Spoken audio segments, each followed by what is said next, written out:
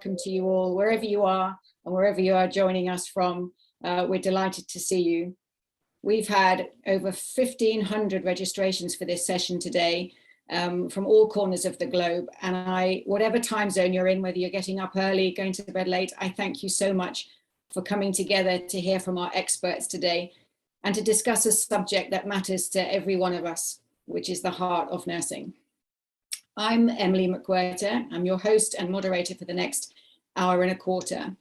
But before we get going, we just have a few housekeeping details to share with you all. So we're just going to have some slides up just to remind you of how you can discuss and ask questions during the session.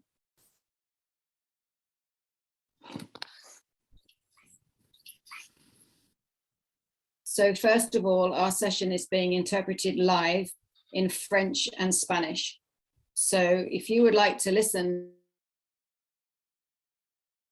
at the bottom of your screen, which has the option to have a live interpretation, just click on the buttons that you would like there. You can see them on the screen now. And then if you just go to the next slide, please, if you'd like the live transcript, just show the subtitle and captions and they'll appear on your screens too. So follow the instructions that you've got there. To close the caption, just click hide subtitle. Some of our sessions, we will invite you to have a chance to ask your questions of our presenters today. So I'll give you some time to be able to do that. But if you would like to ask a question, just perhaps type in your question in the Q&A box. We have two boxes. We have a chat feature and a Q&A box. So if you want to chat, use the chat box for that. But if you want to ask a specific question of our panel, please just ask through the Q&A, and then I'll be able to ask our panelists as we go through. The next slide. The session is being recorded, and at the end of the session, you'll be sent a certificate of attendance once you've completed a very short questionnaire. So if you would like that, please go ahead and answer the questions, and then you'll receive your questionnaire via your email. And just for information, we're working with our great team, Project ECHO, who will be using our data just so that we can understand a little bit more about you, where you come from, and what subjects are of interest to you going forward. So that's for information. That's our housekeeping. And now I think we'll start with our formal session. So I'd very much like to introduce to you our WHO Chief Nursing Officer, Elizabeth Iro. Elizabeth is no stranger to many of you. She's been the chief nurse at the World Health Organization for nearly 5 years now. And coming hot off a full week in Geneva last week, where she was co-chairing the biennial triad meeting. Elizabeth, we thank you very much for joining us today, and over to you for your opening remarks. Thank you very much, Emily. Colleagues and friends, very sincere welcome to our webinar today. We are delighted to see so many of you have joined us. This is a testament to the importance of this subject and the urgent need for us all to connect and engage with the issues that will be discussed today. As you know, last Thursday was International Nurses Day, traditionally a time to celebrate all that is good about our profession and also to celebrate the lives of those we have lost. As we begin to emerge from the COVID-19 pandemic in many countries, our road to recovery continues to be set against a backdrop of crisis, conflict, and disaster. In every continent, the effects of climate change and environmental disasters are clearly visible. Earthquakes, floods, hurricanes, and fires have a devastating and long-lasting effect on the communities in which they occur, not only impacting on the country's economy and infrastructure, but overwhelmingly the health systems that are needed to support the people affected. And sadly too, in many countries, the terrifying consequences of conflict and war, death, injury, displacement, homelessness, and disease yet again place huge demands on our health systems. Yet in the midst of these worldwide catastrophes, nurses are at work, leading health programs, educating communities, vaccinating millions, and providing expert clinical care in dangerous and frightening conditions as they keep the fragile health systems from completely breaking down. Many patients in these situations receiving care from a nurse may be the difference between life or death. But for many nurses working in these conditions too, they too are risking their lives.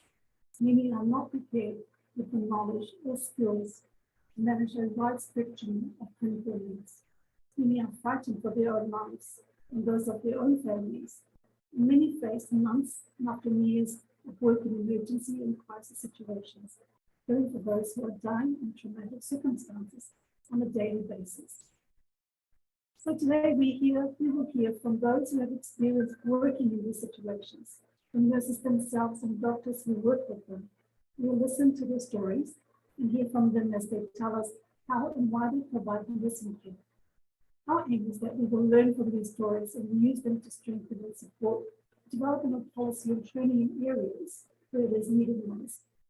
I hope too that as we listen to their accounts, we can identify areas where we can provide better mental health support and safer working conditions for our nursing colleagues and put their own lives at risk to care for others. The safety of our healthcare workers continues to be a priority for the World Health Organization. And on that note, I'm pleased to introduce a video message from the WHO Director General, Dr. Tedros. Thank you, Emily.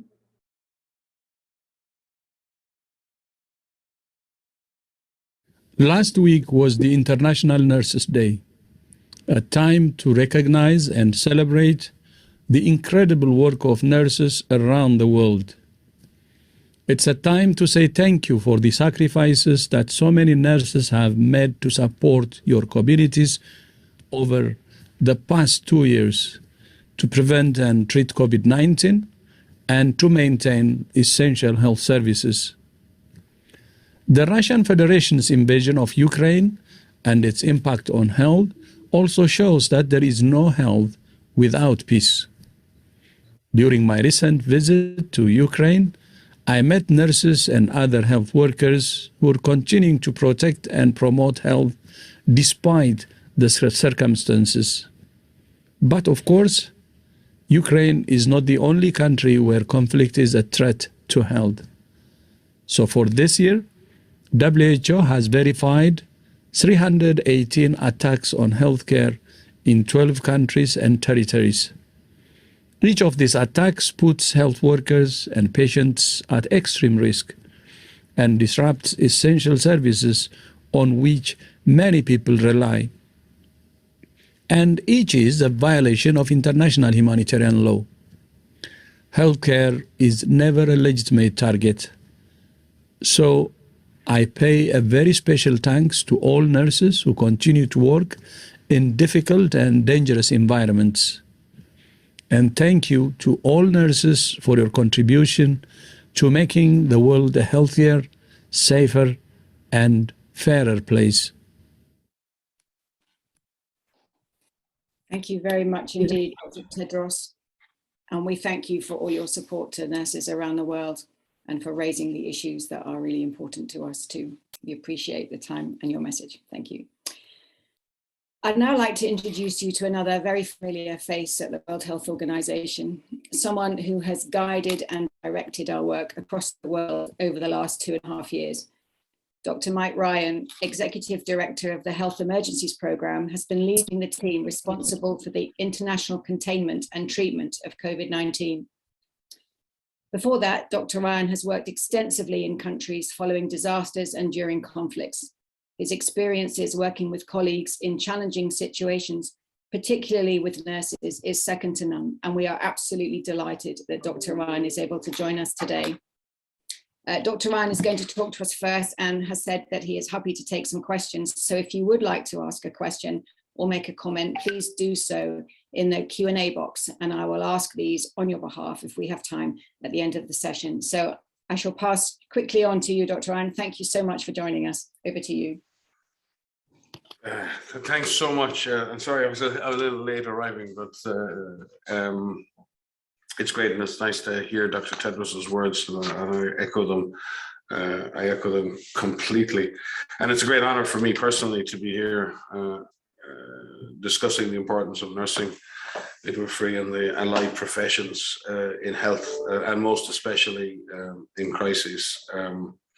I had my first taste of being trained in emergency medicine, not by the emergency medicine physicians, but by the nurses in emergency departments in Ireland and in Scotland. And the one thing I really remember is the practitioner in the nurses, the experience, the pattern recognition, the ability of nurses in seeing so much, being able to recognize patterns that I couldn't necessarily recognize with my own experience. But more importantly, their willingness to share those instincts, their willingness to act as an advocate for the patient, and their desire always to act in the best interest of the patient in the front line. Having worked in difficult emergency rooms, in difficult underprivileged areas, to see the commitment and the passion of nurses, irrespective of who came through the door, prince or pauper, drug addict or billionaire, the ability of the nursing profession to, sorry, my phone is ringing here, my profound apology. The ability of it taught me a lesson to inequity that wasn't necessarily as apparent in the medical profession, which had a propensity to look at status, or maybe because at that time many doctors were coming from a particular class in society, and the democratization of medicine came much later than the equity and inclusion in the nursing professions, which have always had a much broader base from a societal perspective. But certainly seeing the way in which nurses practiced equity in the front line was something that stuck with me.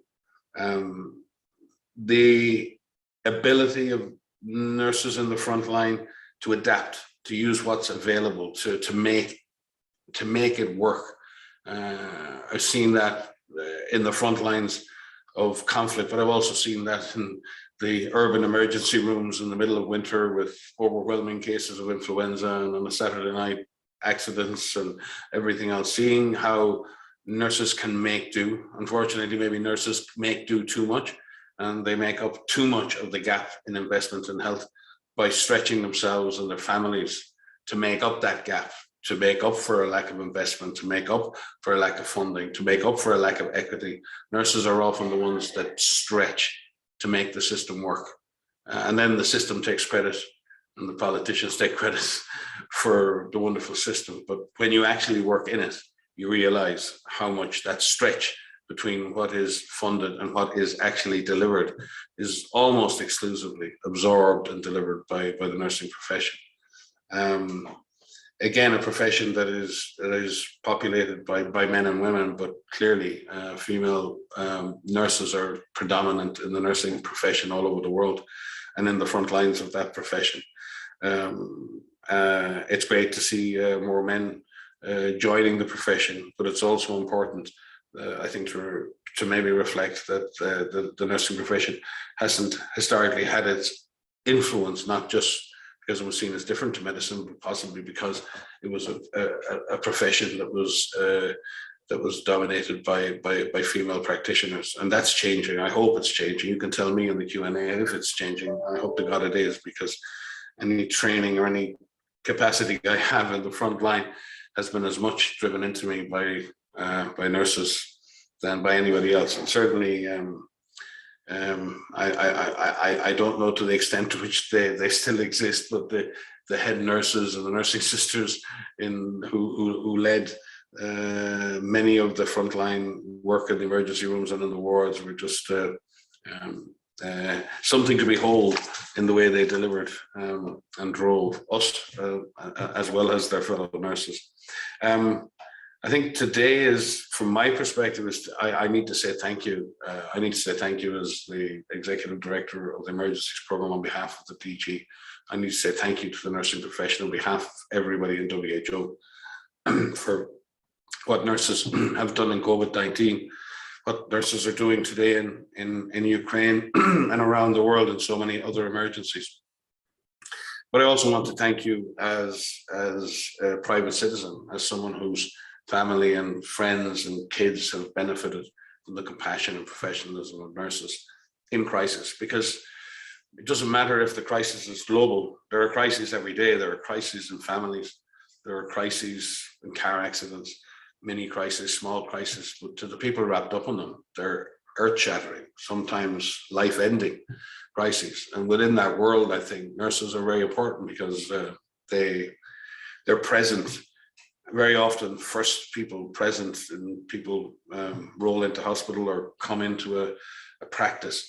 Very often it's the nurses who have to absorb not only the physical impact of injury or trauma or illness, but the emotional impact of that's having on the individual, but also on the family that surrounds that individual. So nurses aren't just treating the patient. Nurses are helping sometimes a whole family or a whole community. So certainly in COVID, we saw so many nurses in the front line. We saw so many nurses die. So many nurses afraid to even go home to the families, say if they bring a virus with them. The backbone of life-saving enterprise in this pandemic has come from the nursing profession, and not just the nurses that we've seen in the ICUs, but the nurses right the way through the system, and those nurses who've kept other health services running while other colleagues were working in the COVID frontline. So it's really, to me today, it's more a matter of saying thank you. And saying how much respect I and all of the people here have for the nursing profession, and how important it is that nurses stay engaged in this. I know it's been brutal, I know it's been terrible, and I know many nurses are leaving the profession. It's really important that we try and recover from this collective trauma and try and enhance the career prospects for the nursing profession, and that we can retain these wonderful talent in the system, despite sometimes the system's cruelty to those individuals who contribute most. So I really would encourage nurses to reflect on just how central the nursing profession is in emergency management, in crisis management all over the world, from the small crises to the global crisis, and that we work together to ensure that contribution professionally and socially is better recognized by the system, better recognized by government, better recognized by communities, so that nurses can be adequately rewarded and acknowledged for the contribution they make. Sorry, I've gone on a bit, but I just wanted to express, as I said, my gratitude and respect to my brothers and sisters in the nursing profession. Thank you very much indeed, Dr. Ryan. That's great. We have a couple of questions. Are you okay if we can ask you a couple of things whilst we have you on the call? It would be great. Absolutely. I'm always better answering questions than I am trying to speak. Well, thank you. One of the questions that somebody has asked is how do you think we can prepare our healthcare workers better for unexpected disasters and conflicts within their own communities? So having seen how nurses work, how would we as a global community support nurses to be better prepared? Yeah, it's a good question, and one that'll be discussed in the Health Assembly next week, and will probably be discussed for the coming years. I think first thing we need to remember, I think in terms of previous concepts of preparedness were built around infrastructure. You know, how many labs do you have? How many beds? You know, all of that. How many ambulances? We counted things, and I think we forget that readiness and agility is much about the people in the system as it is about the stuff in the system. We need staff. We need stuff, yes, but we need staff. Well protected, well motivated, properly rewarded frontline staff who are ready and trained and have the time to train and be prepared and ready. The problem that we have in our current systems, I think, Andy, is that we're constantly running at 110%, and then someone comes along and says, well, we need to get ready and be prepared for the next pandemic. And most nurses will turn around and say, hey, I'm getting ready for my next shift. And, you know, and I've got 3 weekend shifts, and I have 2 kids, and I'm sorry, you know, and you want me to do this in my off time, and I don't get any recognition for it. So the way we structure readiness and preparedness in the system, you know, you don't do that in other professions. Pilots go for retraining. It's part of the process. It's worked into the system. It's considered part of the professional progression, is that training and preparing is written into your contract. It's almost an optional extra in some of the health systems we work in. and sometimes can only be achieved if nurses go beyond themselves and find the spare time to gain those new skills. So the system is not set up to be ready. It's set up to tick boxes, yes. So if you do the clipboard, you can tick all the boxes. I often liken the difference between preparedness and readiness and response. Preparedness is a bit like on any sports team. If I want to measure the performance of a sports team in the next season, you know, in the deep winter, they're lifting weights and they're running. And I'm not going to measure the performance in the next season based on how much they can bench lift and how fast they can run. Yes, there's a very important element of their preparedness, which is about strength and which is around speed. But as we get closer to the season, you start to think about conditioning and strength. They call it strength and conditioning today. You start talking about how well and how agile will I be? Will they recover from injury? How do we avoid injuries on the field? How do we improve flexibility? How do we improve agility? And then we talk about tactics. What are we going to do on the pitch? A lot of the time, we see preparedness as this big static thing. It's almost we're measuring how much the system can lift, but we're not measuring and building in how agile the system needs to be. And how responsive the system needs to be, and how it can surge and scale, and how it can shift its resources from one place to the other. Those concepts are pretty much lost on a lot of health systems because they're built as very static things. And I think I said it in my introduction, a lot of that flexibility and agility only comes because nurses and medical staff and health workers are the ones that bring the agility and they bring the flexibility. But they bring it by having to adapt, you know, rubbish bags into PPE. They bring it by doing double shifts. They bring it by, you know, going beyond themselves. It's not built into the system, that adaptability and agility. So the system expects the humans to be adaptable, to be agile, to scale, without any sense of investing in that scalability and agility.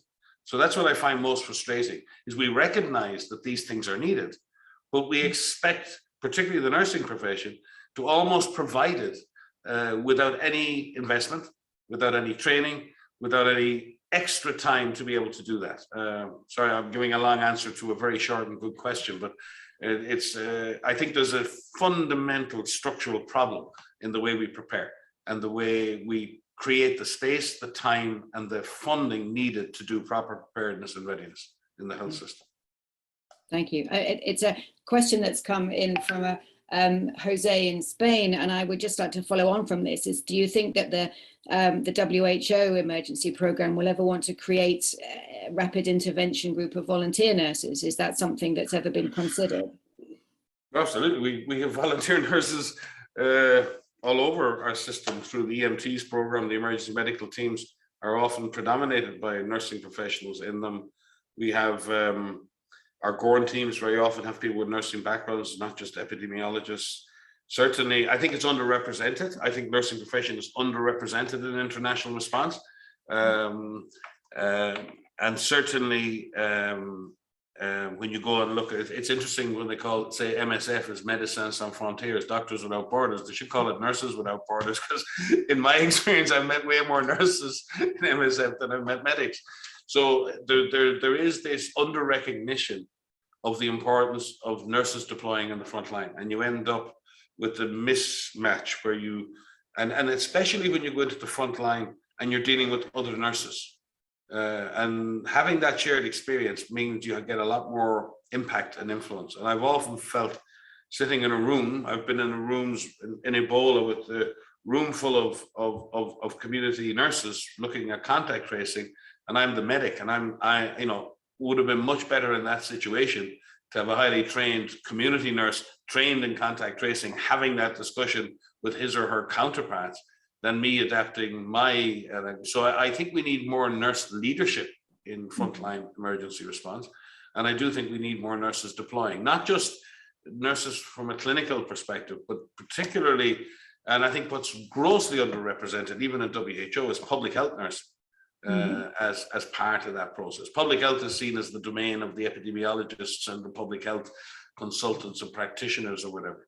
But public health nursing and community nursing is grossly underrepresented in emergency operations, in my view, and needs to be better represented, both in terms of our staff count but also in terms of our ability to deploy. Excellent. I'm hoping to see more nurses in WHO who can support that agenda, actually. I think that would be great to see. I'm conscious of your time and our time on this webinar. We've had some great questions coming in on our Q&A box, which I'm going to hold on to, and I might send them to you later, and then we can perhaps publish our answers on our community of practice as time goes by, because I think some of them are really relevant, and I'd love to spend more time listening to you, but we're going to have to move on, and I know you have to as well. So thank you very much indeed for joining us. It's been great to hear your insights. We really appreciate you sharing your time. I know you're super busy, but thank you very much. It's been an honor. Thank you.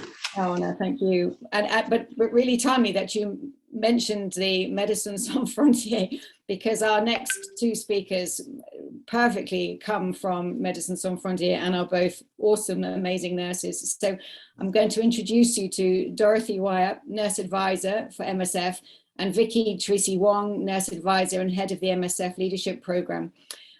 Between them, their experiences of working in humanitarian settings is vast.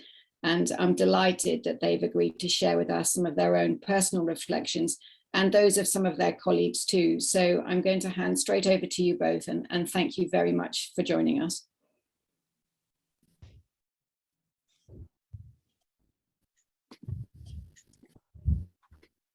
Welcome, my name is Dorothy Wyatt, Nurse Advisor for MSF, and with me is Vicky Tracy Wong, the Nurse Advisor for MSF and the current leader for the MSF Nursing Leadership. Next slide, please. MSF provides healthcare to people affected by conflict, epidemics, disaster, or those excluded from healthcare. We do so irrespective of race, religion, creed, or political convictions. Our actions are guided by professional ethics and the principles of impartiality, independence, and neutrality. Next slide, please. The settings that MSF work are typically humanitarian settings. In other words, situations characterized by large-scale human suffering, whose alleviation requires systematic response. We do this in differing contexts: large refugee and internally displaced people camps, nomadic populations in rural areas, urbanized slum areas, detention centers, search and rescue boats on the Mediterranean, and in conflict-affected areas. Next slide, Vicky. So our teams are made up of tens of thousands of staff, health professionals, logistics, and administrative staff. Most of them are hired locally. We have over 8,000 nursing care providers in MSF, and we work in over 70 countries. Nurses, as Dr. Mike said, make up the largest cadre of our healthcare workforce. And of these nurses, over 95% of them are hired locally. Next slide. Brings us on to nursing in MSF. So providing this compassionate, comprehensive, safe nursing care in conflict, it is beset with numerous challenges. The overwhelming needs, the fragile security contexts, an unsafe physical environment, the weak coping capacity of the existing healthcare system are just a few of the day-to-day realities faced by our nursing teams. And although each context we work in is different, the one recurring issue is that the nursing needs that confront us are often greater than the resources we have to meet those needs, making it impossible to deliver an ideal level of nursing care. And it's our local nursing colleagues who will carry most of this burden. Dorothy and I will go through some of these challenges. The image on the left is a hospital in Helmand in Afghanistan, and the other image is Bentu in South Sudan. And Dr. Mike, Dorothy's been a head nurse at both of these facilities. You'll be pleased to hear. Next slide. Nurses are accessible and enable access to healthcare. This is especially true for communities in remote areas and in conflict areas. Nursing staff are at the forefront of healthcare provision in MSF and in conflict-affected areas. They are literally on the front line. Our nurses take steps to ensure their own and the safety of their loved ones, and as well as of their parents. For some of our nurses, their loved ones have fled to safety, and they have remained to serve the community.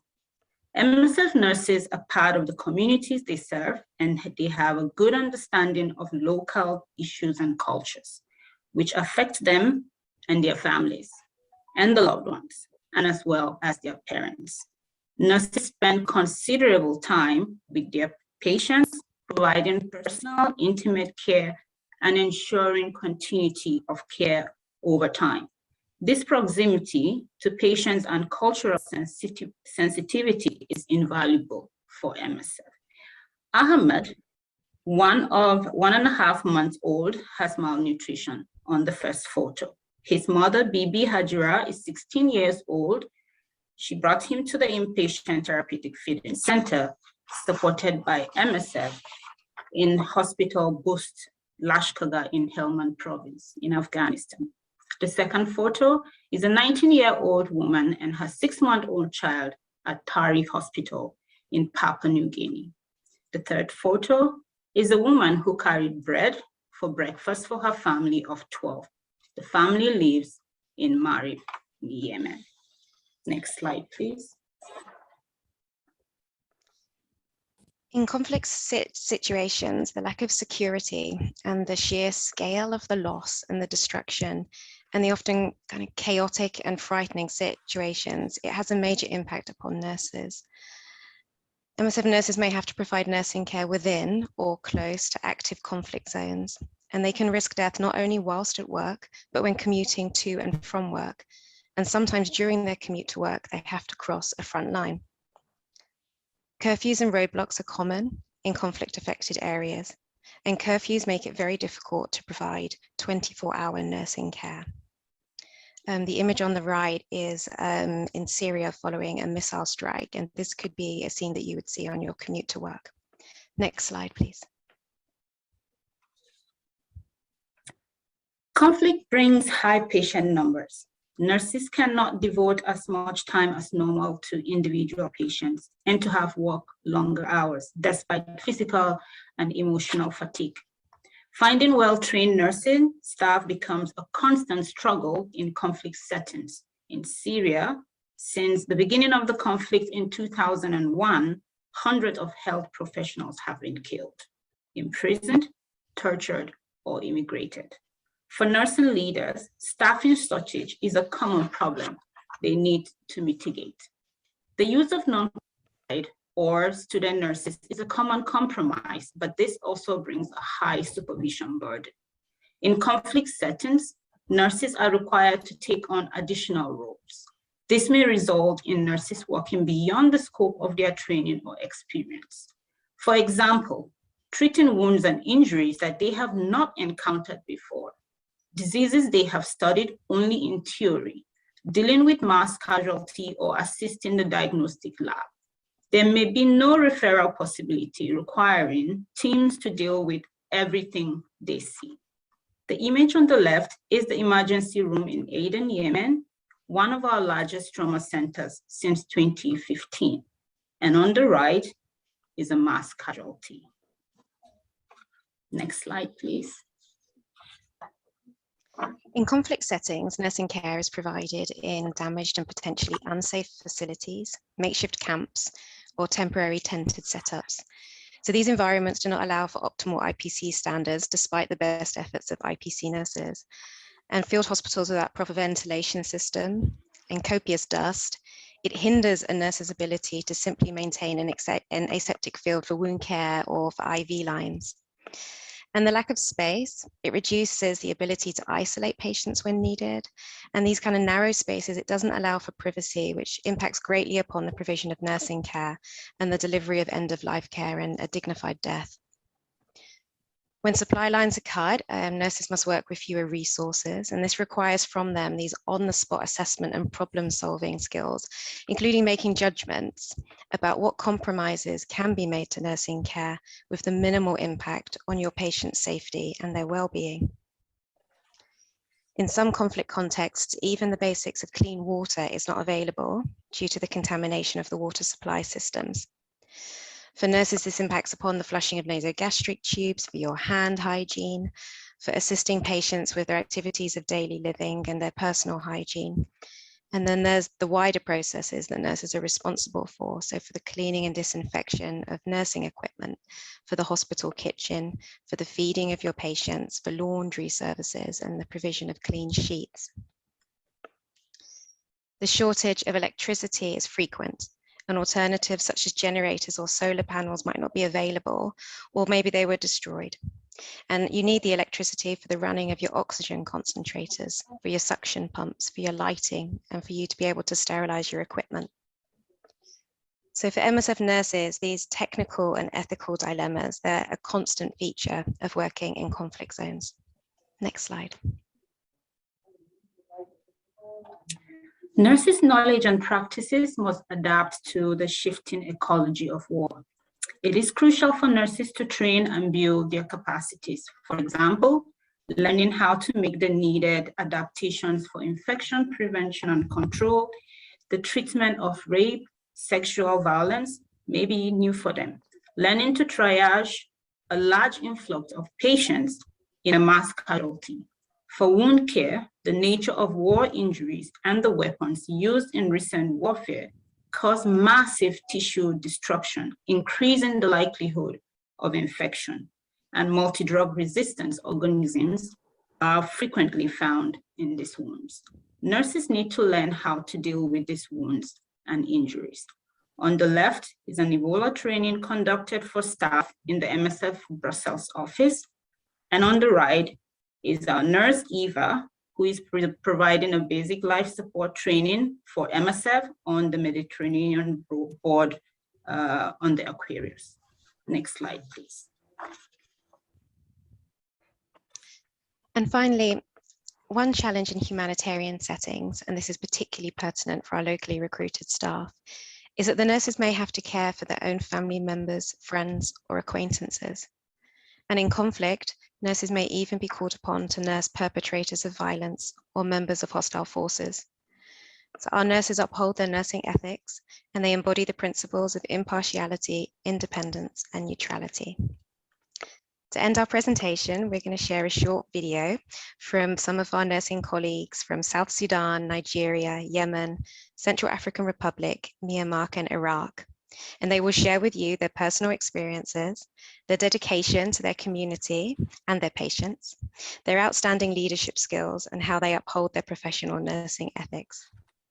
The full video was first presented at the ICN Congress next year, and it's available on YouTube if you want to watch the whole thing. But here we're just going to present a little 4-minute clip for you.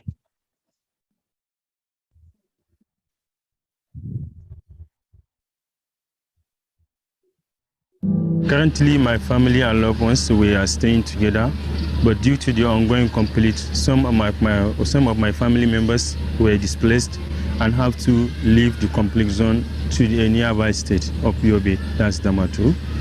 But currently, my wife and my children, plus some of my loved ones, we are staying together here in Maiduguri. The reason why I decided to stay here in this situation is because I see this community are suffering, and I know that there is lack of the nurses in this Bentiu state. So I decided to stay here to serve my community because I see that there is a need for me to stay here. I really thinking if I left this area and more people are left, especially for the nurses, and who should help this community, and we should work here as a nurse. أبرز التحديات الفردية اللي يعاني منها الفريق المتمرد بمنظمة أطباء بلا حدود هي إمكانية وصولهم إلى مناطق عملهم. فمناطق عمل أطباء بلا حدود غالبا ما تكون بالخطوط الأمامية القريبة من الناس المتضررين من النزاعات. فهذه المناطق دائما تكون بعيدة عن مناطق سكن الموظفين، وكذلك طرق الوصول إليها دائما ما تكون صعبة. فيكون أبرز التحديات هو وصول الموظفين بأمان إلى مناطق عملهم، وكذلك عودتهم من مناطق عملهم إلى منازلهم بأمان. هذا بحد ذاته يعتبر تحدي، والمنظمة دائما تعمل على إيصال موظفيها إلى أماكن عملهم وبالعكس بصورة آمنة. Initially, when the curfew was declared, it has really affected the nursing job. For example, a shift that you're supposed to come for the night shift to come at 6 p.m., you have to reduce the time to come around 5 p.m. And this have a lot of stress for the night team and nursing activities as well. And some of the patient caretakers do complain that they cannot come to hospital during the curfew hours. So in that regard, it has also affected the nursing activities because a patient that's supposed to come less critical have to stay more hours at home before they arrive to hospital, which wasn't the situation. As in our project has high turnover rate, we are facing nurse shortage very often. At the time, we have to allocate tasks and responsibility within our team until we hire new members. Bambari, en ce temps, les enfants à la pédiatrie étaient mis 2 par 2 sur le lit. Vous imaginez tous les risques en termes de prévention et contrôle des infections. Il arrivait parfois à Bambari où, en 2017-2018, où s'il y avait l'afflux des blessés, l'équipe ne pouvait pas quitter l'hôpital et on était obligé de passer la nuit à l'hôpital. Vraiment, ce n'était pas plus facile, ce n'était pas vraiment facile. تواجهنا صعوبة في التعامل مع الحالات الحرجة كوننا أول مرة نواجه مثل الحالات، فكان هناك تدريب مستمر للطاقم للتعامل مثل هذه الإصابات، مثل التعامل مع الإصابات الجماعية وإصابات الأطفال والحوامل وصغار السن. فأصبح الطاقم اليوم قادر على مواجهة أي حالات مثل هذه الحالات. My message to the entire nurses of the world is number one, I would say kudos to them all. As WHO declared the 2020 the year of nurses, and it happens during that time we have intense upsurge in COVID-19, which nurses team played a very vital role. I want to say kudos to all the nurses around the world, plus my nurses here in the humanitarian axis, working here in the conflict zone. And then to the nurses that lost their life during this pandemic, may their soul rest in peace. And then I will encourage my nurses all over the world to steadfast, and then so that we render more care being expected by us, from us, by the community.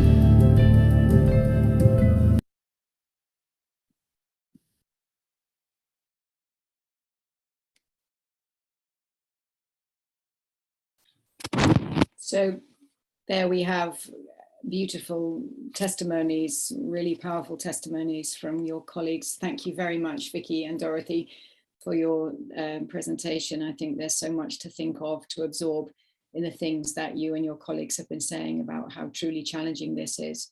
There's a lot of comments and observations in the chat and in the Q&A around how do we provide really important psychological support the mental well-being of nurses working in these conditions. And I think what we will do when we have a chance to look back over your comments and we will review all of these conversations is to really look hard at how we do that better.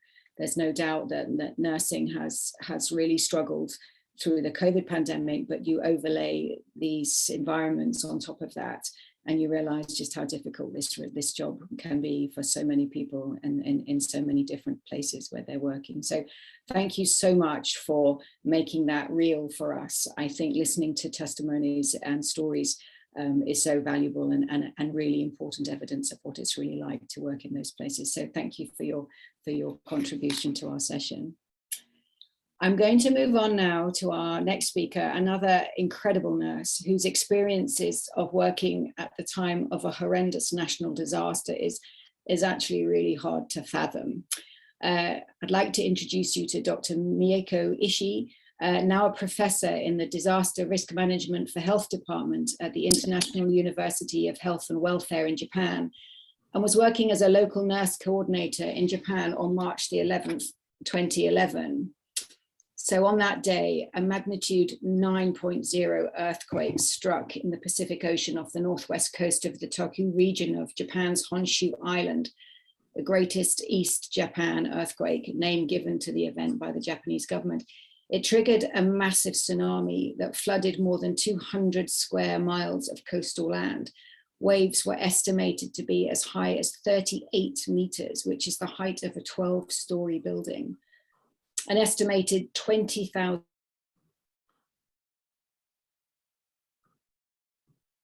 people were dead or missing and close to 5. In addition to this, a nuclear power plant meltdown triggered a nuclear emergency. The demands on the healthcare resources were huge. So really delighted that we're now going to hear Dr. Ishii's story of what happened. Thank you so much, Dr. Ishii, for sharing this experience with us. Over to you. Thank you, Emily. Almost you introduced our disaster. Thank you so much. First of all, I would like to thank everyone around the world for their support in the 2011 Great East Japan earthquake. I'm also grateful for this opportunity. Next slide, please. Next slide, please. The Great East Japan earthquake was severely damaged by the magnitude 9.0 earthquake and the huge tsunami. Furthermore, it was a compound disaster that caused the Fukushima nuclear power plant accident. The maximum number of evacuees is approximately 407,000 people. The number of deaths was 15,900. The number of missing persons was 2,523. Next slide, please. In 1995, when the Great Hanshin Awaji earthquake and the subway sarin attack occurred, the Japanese Nursing Association built a system called the Disaster Support Nurse. Two serious disasters that Japan experienced point out the lack of a medical system in a disaster. I had the opportunity to learn about the disaster medical system and the FEMA response in the United States. Since 2003, I have been engaged in disaster relief activities in developing countries as a member of GO and NGOs. And when the Great East Japan earthquake struck, I was working at the Japanese Nursing Association. My experience in overseas activities has been recognized, and I have been assigned the role of local coordinator and the administrator for disaster support nurses. Next slide, please. This figure shows where and how many disaster support nurses were dispatched.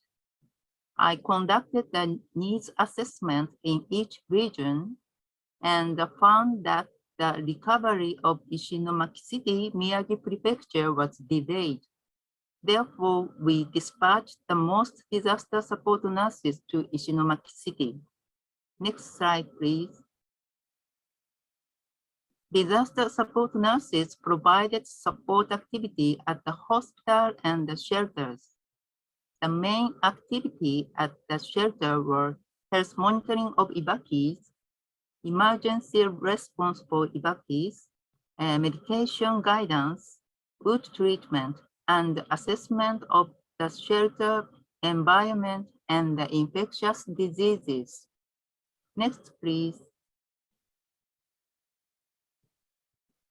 I asked the dispatched disaster support nurses to report the result of the infectious diseases and the shelter environment assessment. I aggregated the report results and search for issues. This graph and the table are part of the aggregated result. Next slide, please. I was monitoring the aggregated data, then I found that number of bedridden elderly people was increasing in many shelters. Bedridden elderly people are at risk for DVT, PTE, pneumonia, decubitus, and disuse syndrome. Therefore, we devised a healthcare program to set up a new welfare shelter. We thought that effective and efficient support could be provided by gathering evacuees who need care at welfare evacuation centers.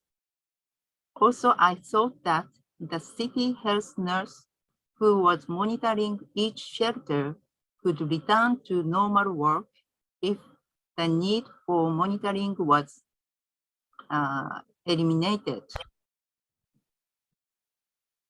Next slide, please. I proposed to Ishinomaki City to open 2 welfare shelters with a better living environment. When setting up new welfare shelters, the important matters were to maintain privacy, use the beds, clean and easy to use toilets, provide an appropriate diet, and make it barrier-free for working. Next, please. Next slide, please. Oh. Next, thank you. One welfare shelter was occupied by 350 people with high medical and care needs. The other welfare shelter was occupied by 35 people with low care needs. I statistically analyzed the vital signs of 35 people with low care needs. The results showed a significant decrease in DVP at week 3. Next slide, please. Several papers have pointed out that stress increased blood pressure during a disaster. However, DVP of 35 people who entered one welfare shelter decreased. I can't identify why the DVP has decreased.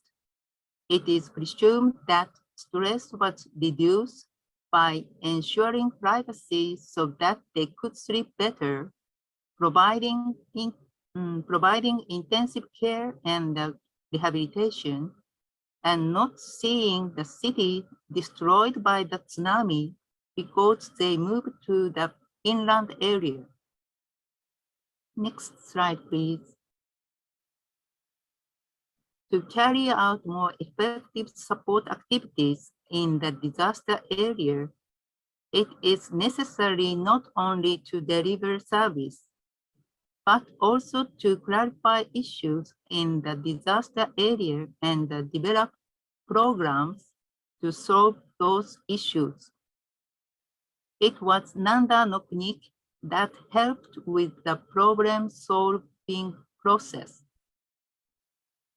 Disaster medical support often works with medical doctors, and I feel that the nursing activity outcomes have been built in medicine. However, if nurses demonstrate their ability to practice nursing, they can produce activities and outcomes unique to nursing. Next slide, please. This graph is nursing diagnosis conducted at the time of the 2015 Nepal earthquake. Experienced nurses, including myself, have expected the nursing diagnosis required for Japanese disaster relief team activities. This is an attempt to explore the nursing needs of disaster victims using the partial modified NANDA. For nurses working in the event of a disaster to be widely recognized in society as an autonomous profession, it is necessary to understand nursing needs, promote recovery through nursing support, and scientifically show the results. Next slide, please. I also think that disaster nursing is built on experience and scientific reflection. I hope my presentation will be helpful to you. Thank you for your attention. Thank you, everybody.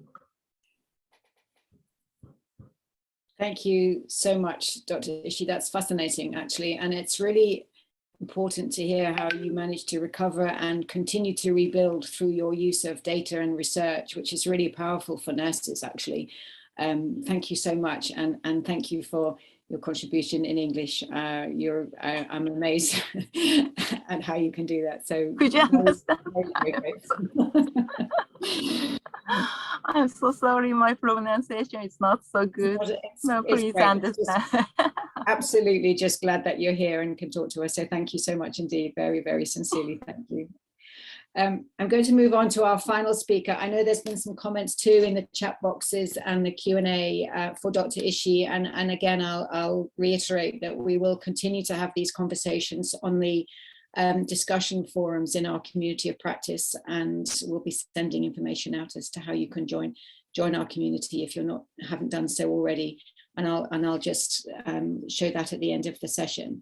But I want to introduce our final speaker today, Dr. Peja Stosic, Executive Lead for People Power Health in Boston, and an instructor for the Doctor of Philosophy program at Harvard T.H. Chan School of Public Health.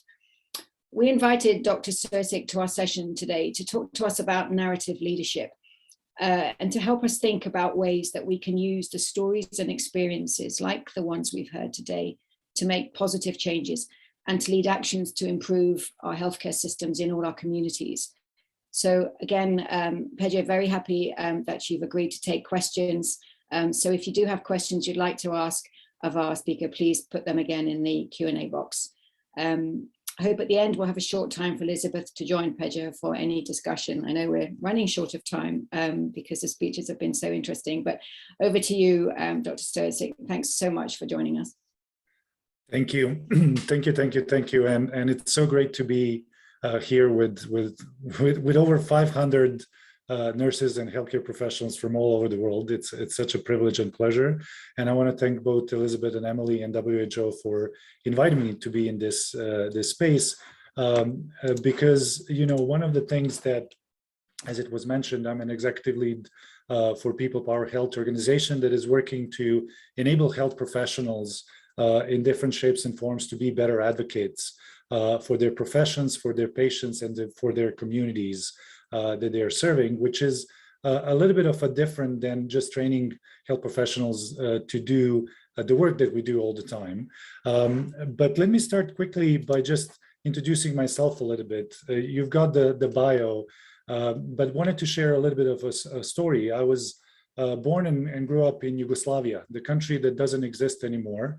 You know, and it doesn't exist because due to a war that happened in the Balkans in the 90s. And that was the time when I was growing up and the time when I went to medical school as well. And I decided to be a physician pretty early in my life when I witnessed my dad having a heart attack. You know, pretty early on. I was 7 years old and I saw him having a heart attack and he died 3 years later of another heart attack. But what was really interesting for me at that moment, as a little Peja, as I will call myself, is that there was not a single nurse, not a single doctor in my family, and we had a large family. And I've made that connection of to be a doctor, to be a nurse is to save your family. That's what you do. But then, growing up in high school, the war started in the Balkans, and my life changed completely in many different ways, and not just mine, but the people that were around me, my family, my friends, all of us were witnessing this terrible civil war that was tearing apart everything that we were holding dear. And in the midst of that, what was really interesting, and I think it's related to this session today, personally, I was in high school, and as young people, we recognized that there was a huge HIV/AIDS epidemic in Eastern Europe coming up, and nobody was taking care about that. Everybody was focused on what was real, like the war and kind of like the atrocities that were happening and managing all of that. But no one was focusing on something that was happening on the margins of the work. So because I was not a trained medical professional at the time, so we said, like, as young people in high school, we said, like, well, there's not a lot we can do about helping people in hospitals, but maybe we can do something about this HIV/AIDS problem. And that's what we did. We started a peer education program and then harm reduction program. And then kind of like, I always joke, like, we smuggled drugs across the border, but it was drugs for HIV/AIDS patients in our country. But that experience of seeing that you can contribute no matter what, and how that can translate into advocating for groups, got me excited about this work, and up to this date, that's the work that I'm doing in many different communities across the United States, here where I live right now, and in other places around the world. But another important question was raised there, and that is, who are the leaders? Chat. So there's kind of like a 500 people. If you answer in the chat, like, who are the leaders? Like, how would you answer that question? Who are the leaders in your opinion? Who should be the leaders in different shapes and forms? Like, what do you think? Let's see in the chat, like, just put it in the chat, like, who do you think the leaders are?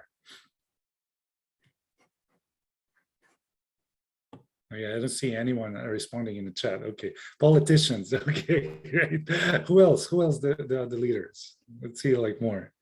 All nurses. Leaders of what? That's a great question. Ourselves, a single group.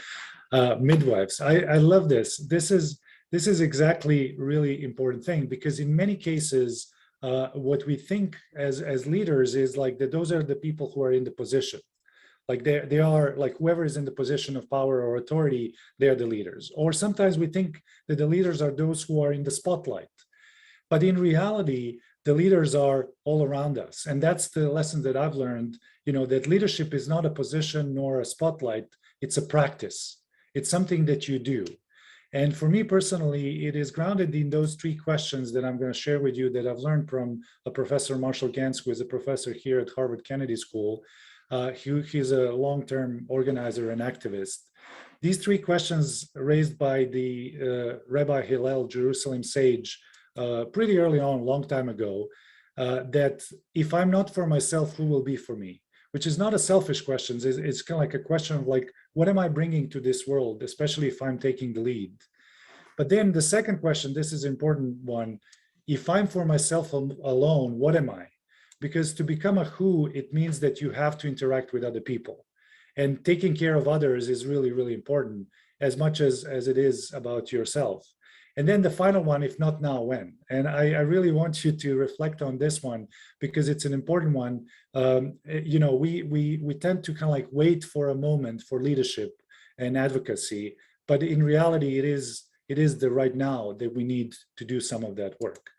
But it also, like, it brought up a really important definition as I was talking about leadership, really important definition of what leadership is. And I want to bring it to you just to think about it for a second, because leadership is accepting responsibility for enabling others to achieve shared purpose under conditions of uncertainty. I want to emphasize here conditions of uncertainty, because that is what nurses and midwives and health professionals across the world are dealing with all the time. We are in a constant conditions of uncertainty. We don't know what's coming up, for us. Like, sometimes the conditions around us are changing, like we heard in some of the stories that we are shared. So it's in those moments that leadership is necessary. And as you can see here in this definition that I hope you will think about, the focus is not on yourself. The focus is on enabling others, because that's what true leadership is how do you work to enable others to achieve shared purpose. So by now you're probably asking, like, why is he talking about leadership? He's supposed to talk about stories and narrative, and that is true. And I'm going to start that right away. And I want to invite you to think about how do we, as human beings, how do we map the world? How are we understanding the world? There are two ways of us understanding the world around us, like in the events, the circumstances, all of that. One is logical. That is about strategy, evidence, data, information that we collect, and we develop a logical strategy to deal with what's around us. And as health professionals, we're doing that all the time. Like you're doing it on an everyday basis. You're gathering data about your patients, and then you're kind of like making certain decisions based on the logical kind of like ways you can do that. But there's another area of another way we understand the world, which is what I would call a domain of heart. And that is understanding why we care about certain things, like what are the values that we bring. And the language of that area of understanding is the language of the stories and the language of the narratives. So if we want to capture people's hearts, we cannot talk to them about data, about logic. We need to share the stories of our experiences, of our values, of what we care about. And why is this important for advocacy or for any action to that matter? Is because when you have both the logic and the stories, those are the moments where you can actually take action. And that is important to recognize. And there are certain emotions, like the emotions are really important for this, because the values that we have are translated into the emotions, and that is what turns into action. There are certain emotions that are enabling us to act, and then there are certain emotions that are that are inhibiting us from action. And if you think about the examples that we heard today, those amazing stories from Dorothy and Vicky and Dr. So it's really those amazing stories about what are the conditions, what are the emotions that people felt in those moments that they are challenged. And the work of nurses and other healthcare professionals in many cases is to translate those emotions of apathy, fear, isolation, sometimes self-doubt, like you name it, into emotions that can actually enable us to act and do those things. Like and those emotions that can enable us to act are sorry, my slides are moving, are urgency, sometimes outrage of an injustice, hope is important emotion, solidarity, and yes, we can make a difference. So let me ask you a question. While you were listening, again in the chat, you can answer that while I'm continuing the presentation. While you're listening to the stories today that were shared, not the data, not the information, but the stories, how did that make you feel? What were the emotions that you felt when you watched those videos of kind of like nurses from all around the world sharing some of their experiences? What were the emotions? What emotions did you feel? And let's put them in a chat as I continue to share how we can do some of that work in the advocacy work and in the stories.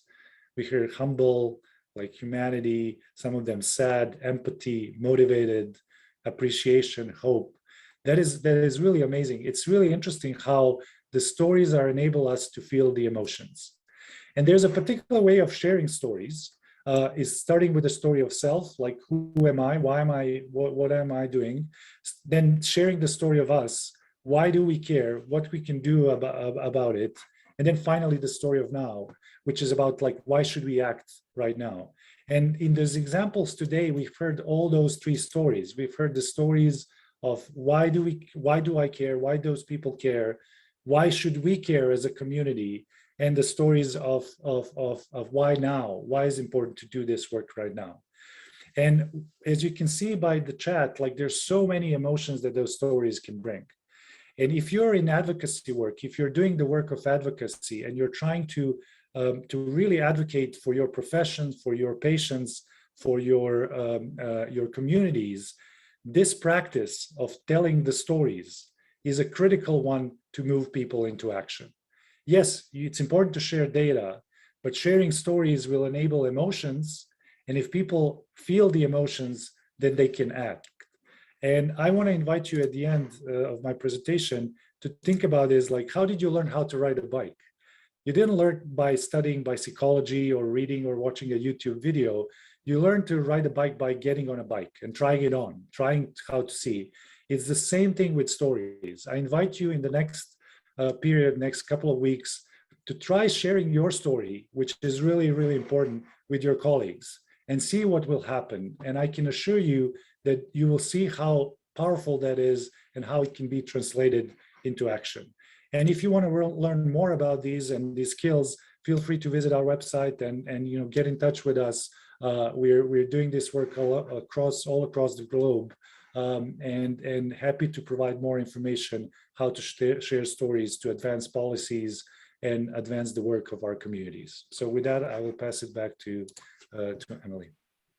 Oh, thank you very much, Pedja. Actually, that's so insightful, and I think we understand. I think nurses are wonderful storytellers, but being able to use those stories, as you so wisely say, for action is really important. So a challenge to all of us over the next 2 weeks: talk to your colleagues, talk about your stories and your experiences, and go from there. If not now, when, I think is my message I heard from you. So thank you. And that's really bringing us to the end of our session today. It's been really interesting looking at the questions that you've been asking, the chat. Clearly, we could be talking about this subject for an awful lot longer, and I'm sorry that we can't. For me, it's around how can we continue these discussions. I would urge you to join up, if you haven't, to our global community of practice. The instructions about how to do that are in the chat box now, and please join up and continue these discussions. Share your experiences.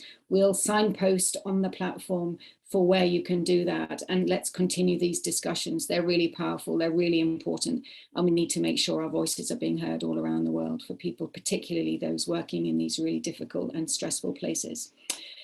So I'm going to leave our last words to our Chief Nursing Officer, Elizabeth. But before I want to do that, I just want to say thank you very much to all our speakers today. You've been amazing. Thank you to the interpreters for keeping up with us. I know that's not always easy. And thank you to everybody for listening and joining us today. I know Elizabeth wants to give her final remarks before we close. So over to you, Elizabeth. Thank you very much. Thank you very much, Emily. I hope this is coming up, the sound's coming up a bit better. Yeah. I just want to say, that our role as nurses is to save lives, to protect the health and well-being of our communities. And as trusted members of society, we provide compassion, empathy, and love. But we are also scientists, backed up with evidence, education, knowledge, and skills. Together, these elements combine to provide high quality, evidence-based compassionate care, the essence of good nursing. These stories today have shown us that this alone is not enough. In order to deliver the care that is needed, nurses must feel that they themselves are supported and safe, that they are given the appropriate training, that the equipment they need is available and in working order, and that their psychological needs are supported and met. Today, we have heard powerful stories about the reality of nursing in relentless and challenging environments. Moving forward, we can choose to hear these stories and move on, or we can choose to use them as a means to change. These stories provide evidence, and we need to listen to this evidence. Just as we use numerical data to inform and act, we must continue to listen, take action, and never forget that in the heart of nursing are people who care passionately about communities, their countries, and health. And it really is a pleasure today to acknowledge the work of these colleagues and what they do and what they continue to do for their countries and the people that they look after. We thank them for it, and we commit to supporting them in whatever way we can. Thank you, everyone. And thank you, Elizabeth. And I'm not going to say any more. I'm just going to leave it like that because I think you've said everything. So thank you to everybody. I wish you all a very peaceful rest of your day. And thank you very much, everybody, for joining us, and goodbye.